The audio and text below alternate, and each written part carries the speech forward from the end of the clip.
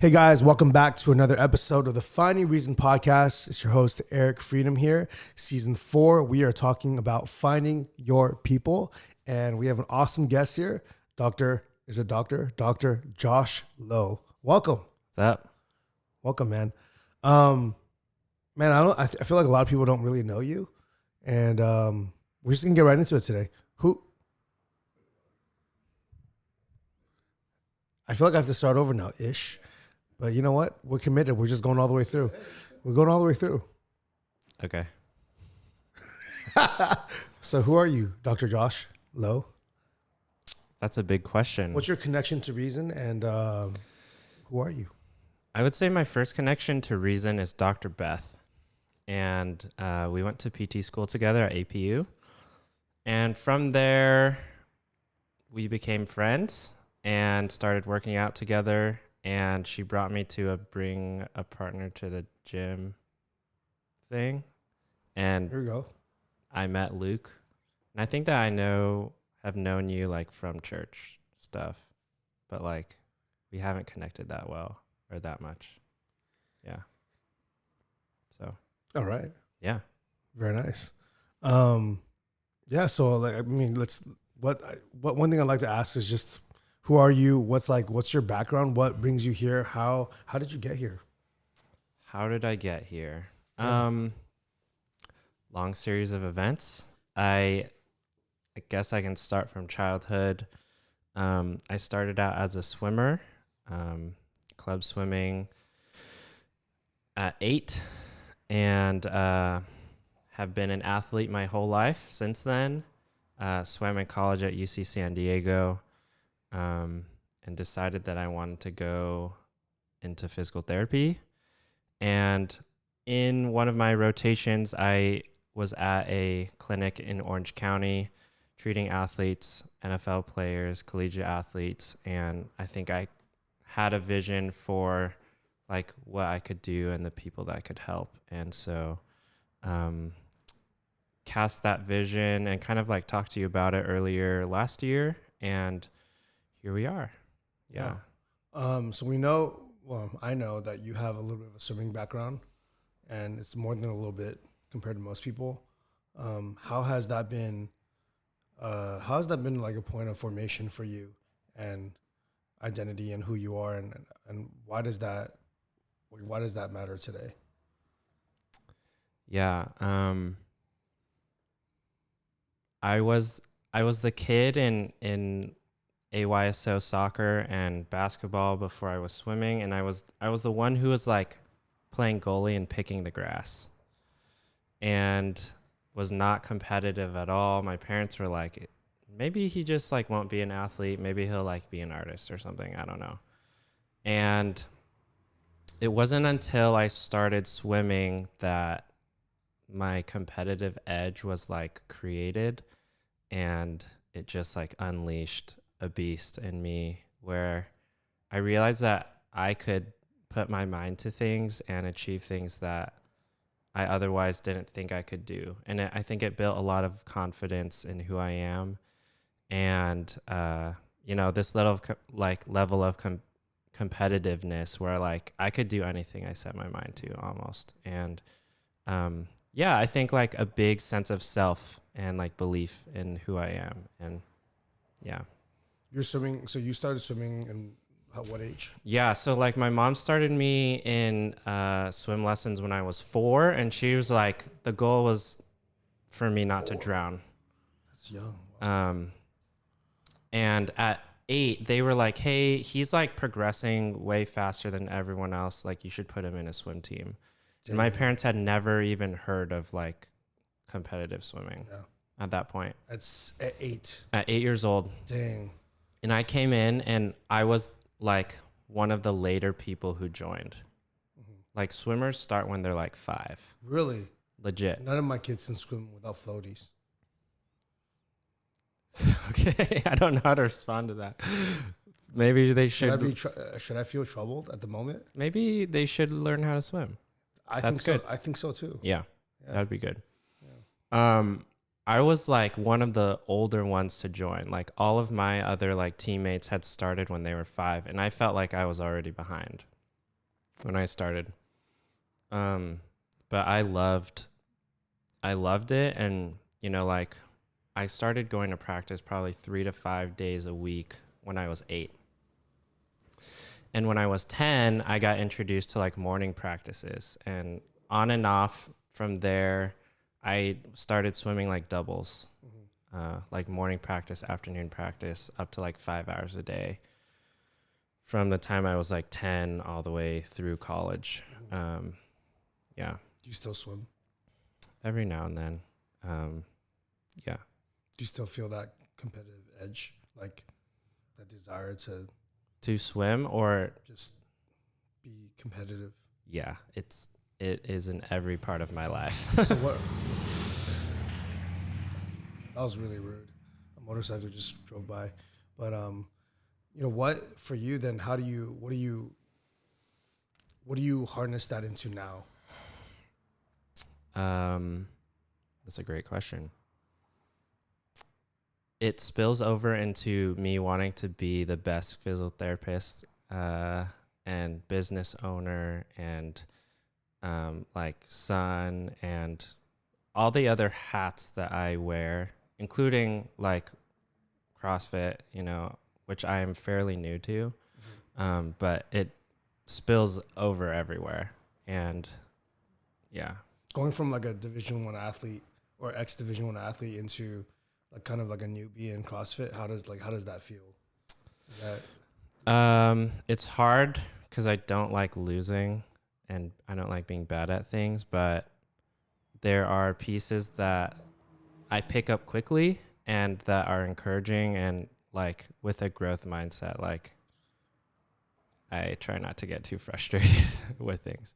But there are definitely things like that I am aware of that aren't strengths of mine, and like I am hungry to like work on those things. So, and do you feel like you have that same drive in CrossFit that you had at swim, or it doesn't mean anything close to the same thing for you? I don't think I have like a big end goal in CrossFit like I did with swimming. I think that like CrossFit and fitness plays a different role than swimming did in my life. And what role is that? It supports the rest of my goals. And I think like the mindset that I have right now about like fitness and my health is that like fitness serves me and like I don't serve it. That's good. Do you feel like that's always been the case for you? After I stopped swimming, I had to learn that, because I was like, I got competitive and like wanted to be good at other things. And so I was like swimming a little bit and I was like randomly lifting, but like I wasn't working out very much or like eating that healthy in college after I was like done swimming. And I was kind of just like burnt out of like exercising. And it took me a while, probably until PT school, honestly, to like really figure out, like find something that I liked again, that like physical activity that I enjoyed. Yeah. Does CrossFit for you feel like a sport, or does it feel more like something that I do to just stay healthy? It feels like a sport. So, okay. Yeah. I wasn't expecting that answer. It feels like a sport, and it actually has a very similar like stimulus to swimming. How so? I think the ability to just like push your limits and like how much pain you can handle with pacing, and swimming is like a 70% like mental game. And I think with a lot of like CrossFit, like conditioning pieces, it's the same way. And I love that. Yeah. How does like the team atmosphere, although it's kind of biased because you've only experienced CrossFit here at Reason, so you don't really have a comparison, but how does the team atmosphere in how you've trained in CrossFit compared to your experience in swimming as a Division 1 athlete, or even earlier before that? It's pretty similar because they're both like individual sports, but like you're doing it with other people. Mm-hmm. And so you're kind of like cheering each other on, but like competing at the same time. So it feels pretty similar. Mm. Yeah. Do you? So I know, like, I know. This is I'm gonna put Drew and Luke into this conversation here, but I feel like early on when Drew had first started, I used to notice that like I felt like they didn't like to train around each other too much, and not because like they didn't get along or they had beef or anything like that, but quickly both became. Back then there was another guy named Rob that was here, and Rob was actually the clear fittest for a long time. Like Luke was kind of close, but Rob would get him almost every year. And then when Rob left, it kind of became this like Luke and Drew battle, I feel like. And I noticed that they would, I mean, I don't know what they would say about this, but I noticed that it's kind of like they rooted for each other and they cheered for each other, but then both of them wanted to be better than the other. Yep.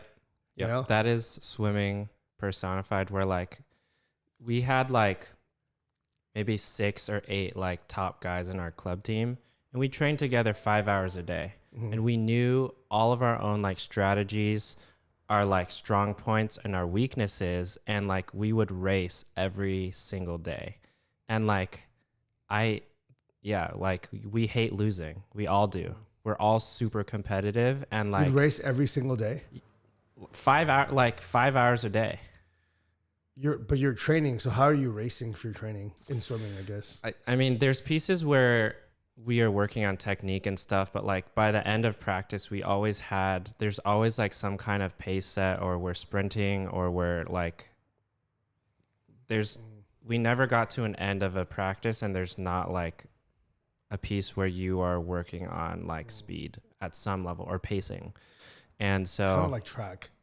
It's such a mental, I don't know anything about track, but it's like such it's like running 400s or hundreds. Sure. Yeah. You're running not full on sprints every single day, but you're sending it at the end of practice, and you're always kind of pseudo racing, and everybody that knows they're the fastest, you know?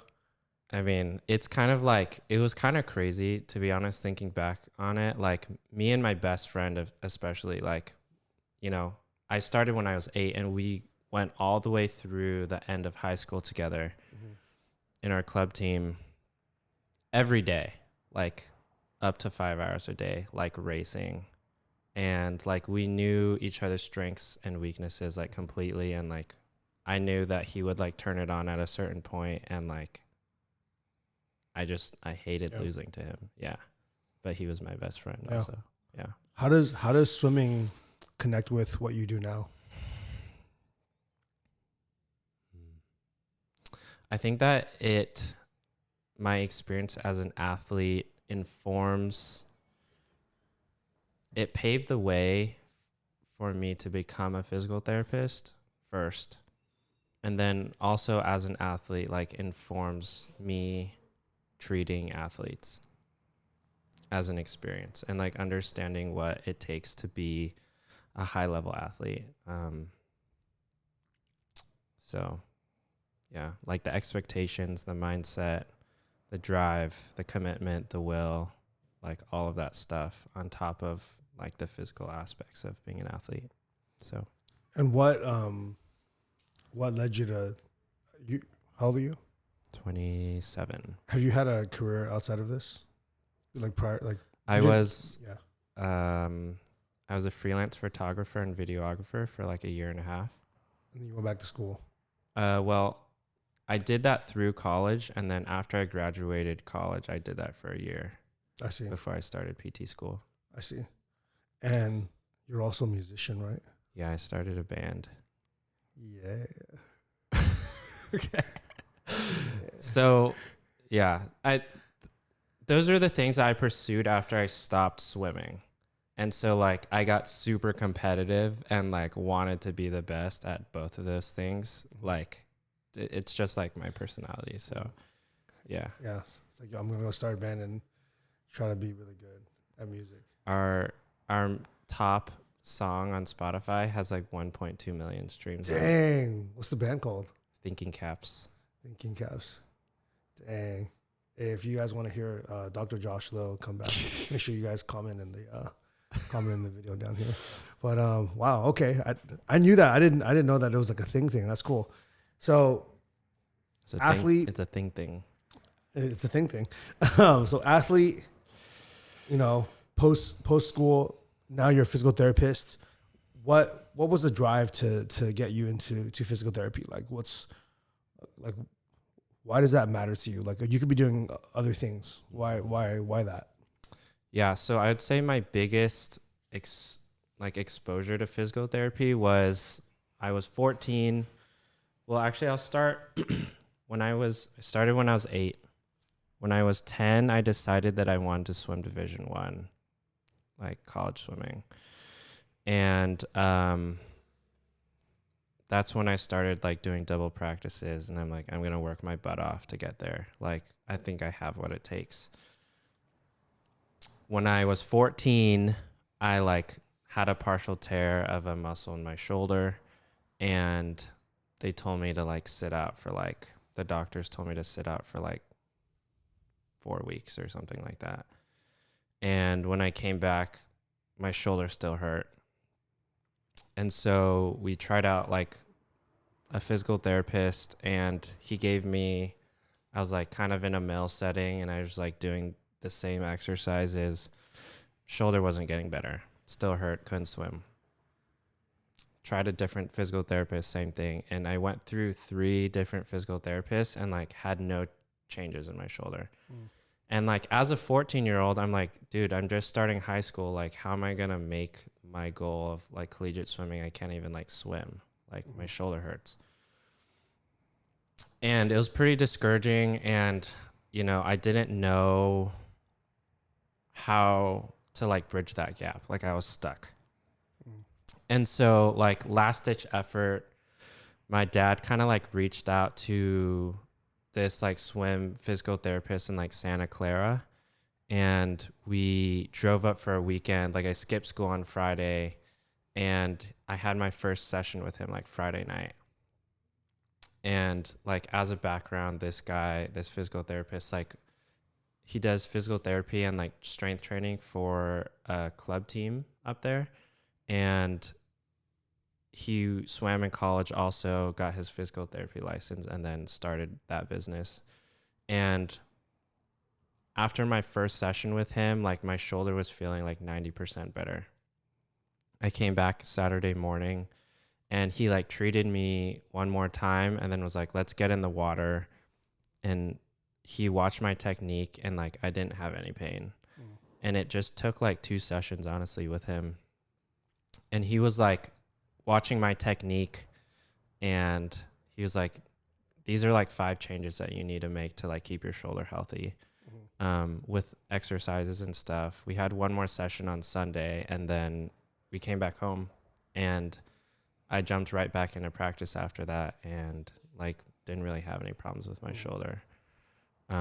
And it was in that moment that I realized that like there are people out there who can help me because they like understand who I am and like what it takes. Like this guy swam at USC, or no, he didn't swim at USC, but he swam in college, like Division 1. And like he knew what it takes first to like be an athlete, and then he like studied to like help me as a swimmer. And like I felt like really seen and understood, and like felt like he helped me because he did like reach my goal. And I was like, I want to help other people do the same. Yeah. That's good. Two things kind of stuck out to me. One was that you drove to Santa Clara from Los Angeles. That's crazy. The second thing is that you took, it only took 2 sessions? Yeah. So you saw him on a Friday and a Sunday? Friday, Saturday, Sunday. But by Saturday morning, I saw him 3 times. I saw him 3 times. Oh, you saw him 3 times. It took 2 sessions for me to be like unfixed. Pain-free. I see. Yeah. So like what, I guess my question, twofold question. First is, that's a huge, like, it's a huge act of faith to drive to Northern California and think that this guy is going to do something. different from what you've experienced, right? You had seen how many physiotherapists have you seen up to that point? 3. You'd seen up to 3. I have very similar experience with my back. I must have seen at least a dozen Yeah. typical mill PTs before I finally got brave enough to try a cash-based one too. And it finally helped, you know? And what was it that, obviously in hindsight, you look back and it was worth it. What was it that got you to go? Like, Just like desperation. Yeah. Like at that point I had been swimming for 6 years. I'd probably put in like 20,000 hours or whatever. I don't even know. Like spent so much money. Like why would I not do that? Yeah. What how did you even find this guy? My dad found him. He was like a writer on like Swimming World magazine. Oh, dang. And like Wow. Yeah. What so I mean, okay, now as a physical therapist, right? Yeah, so now 10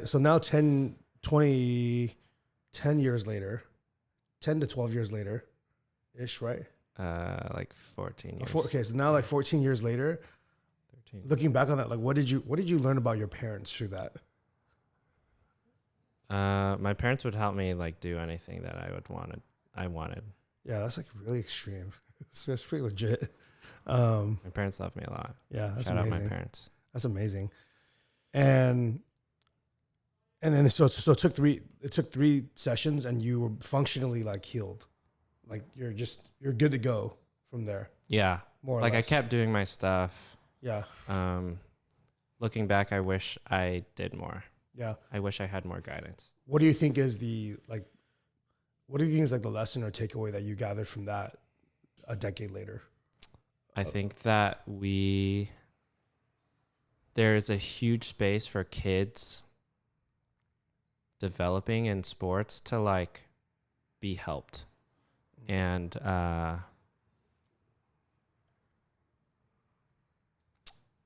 yeah, I think that we physical therapists can like have the opportunity to play a really big role in kids' lives and like change their story. And like change the potential of, like kids and parents and coaches, like people put expectations and like potential on kids of like how much athletic ability they have or how much swimming ability they have. And like it all could just be like some like motor, like muscle coordination and like strength of a few muscles that could change everything. And like they don't know that, like they don't know that, but it could change like the trajectory of their entire life maybe. Sure. And their story. And like I think that's super powerful, like being able to like step into that place and be that like change for them. Yeah. It's good. We're kind of segue towards the end of our episode today, and we have one segment where we like to have you bring a item of significance that represents past or present something meaningful in your health and fitness journey. So yeah, what item did you bring here today? I brought my goggles. Surprise, surprise. And shocking. Here are my goggles. That's for the screen grab right there. And can you hold them? And what's meaningful? Like why is it? I'm gonna guess why, but what's the story behind this specific pair in general, or is it just goggles in general? There's nothing about this specific pair. Yeah, like the ones when I was kids are in the trash somewhere. Okay, but I think that it's goggles in general. Like I would say these are the same goggles that Michael Phelps wore, and he was my hero. He was my hero. Shoot, let me touch those. Like they're not Michael Phelps's, but the same. I know, the same one though. Sure, yeah. It's like holding a pair of like Kobe's. That's right. And I would say like swimming in college was my biggest like accomplishment that I was proud of. Like I set a goal when I was 8 years old. Bro, why did you smell them? I don't know. I have a bad habit of smelling things. I'm sorry. What is it? What you expected? It smells like chlorine. Yeah, Yeah. that makes sense. You know, it was like my biggest win. Like, when was the last time like an 8-year-old? I set this goal out as an 8-year-old and fulfilled it when I was 18. Yeah, that's amazing. A 10-year goal. And I'm super proud of myself for doing that. That's amazing. So, especially that's like really seeing through. I mean, it's a decade of seeing something through. You know. Yeah. That was more than, you know, like I set out a goal longer than I had been alive at that point. Yeah. As an 8-year-old. It's huge. That's crazy. Yeah. I, as a kid, I don't think I have anything even remotely like that commitment. Like my wife likes to always say that I like to try a lot of new things, and she's like, I always know that most of them won't last. she always says that.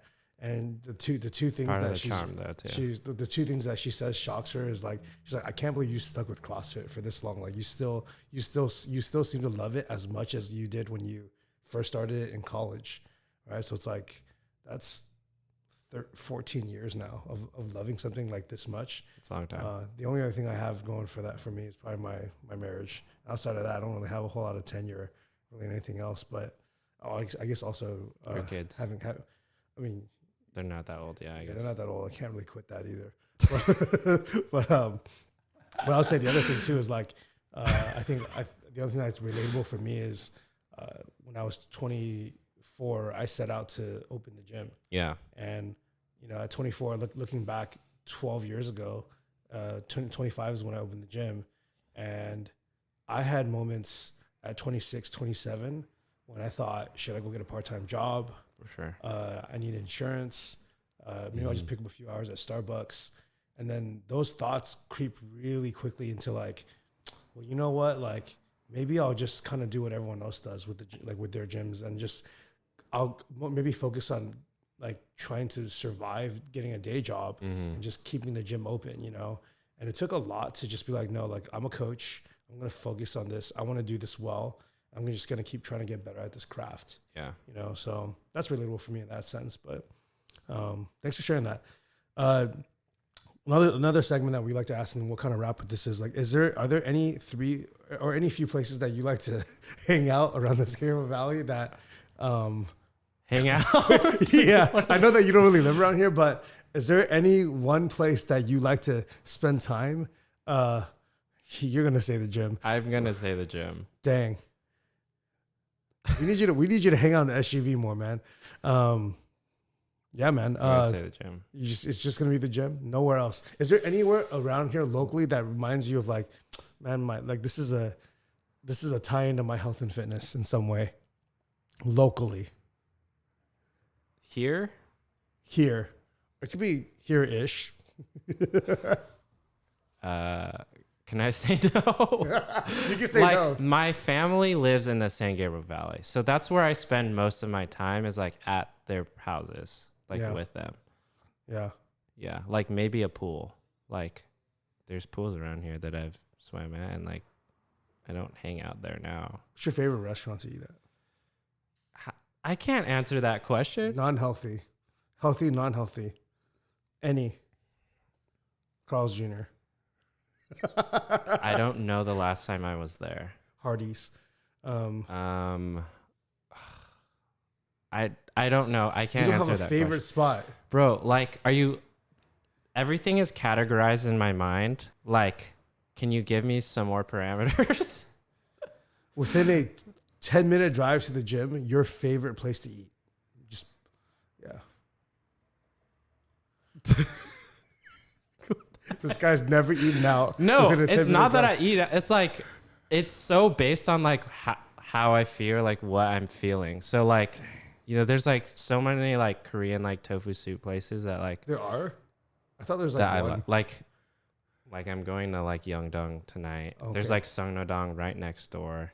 Okay. There's like a bunch. I just like tried this like Hungary kalguksu place in like K-Town that's like so bomb. Hungary? Well, yeah, it's called guksu, but it's What like is that? Hungarian? no, it's just Oh. like that's what the place is called. Koreatown's too far, but Okay. Sanamdong's kind of close. Sanudong. Yeah, Yeongdong. That's good. Shout out to Yeongdong then. Here we go. Shout out. Well, shout out to Yeongdong. You know what I'm saying? Bulgogi, son. Yeah. Here we go. Cool. Well, thanks for joining us here today. As you wrap, how can people connect with you? My Instagram account is Dr.Josh Lo. Right on. Just Dr. Josh Lo. Right on. Cool. Well, thanks for joining us today. It was great having you on, and thank you for letting me hold Michael Phelps goggles today. Anytime. All right.